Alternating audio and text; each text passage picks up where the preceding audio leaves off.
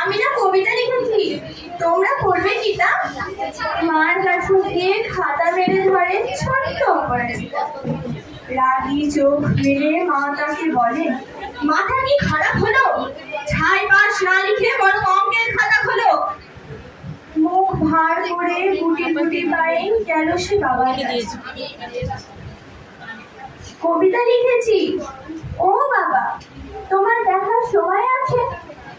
মুখটি না তুলে বাবা বললেন, কবিতা লিখেছ? বেশ, পড়বো তো বটে, আগে খবরের কাগজটা করি শেষ। অগত্যা গেল সে দিদিটার কাছে, ডাকল, দিদি আয়, দেখ না কেমন ছবিটা এঁকেছি ছোট্ট এই কবিতায়। দিদির চোখ টিভি পর্দায় ঝলমলে রোশনায় বলল, কবিতা? তুই লিখেছিস? কবিতা না, ওটা ছাই। অপরাজিতার চোখ ছলছল, মুখে কান্নার ঢেউ।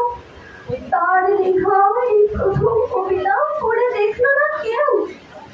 ঘরে একা বসে সামনে তাকালো, মালাতে সাজানো ছবি। স্নিগ্ধ দু চোখে রয়েছেন যে সহজ পাঠের কবি। কবিতার খাতা মেরে সে ধরল, ঠোঁট দুটি থরো থরো, বলল, ঠাকুর কেউ না পড়ুক, তুমি এ কবিতা পড়ো। কি জানি কি করে কি যে হয়ে গেল, এ কথার সাথে সাথে রবি ঠাকুরের মালা থেকে ফুল ঝরল সে খাতাটিতে।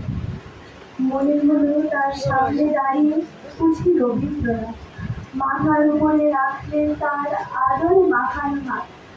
আসসালামু আলাইকুম।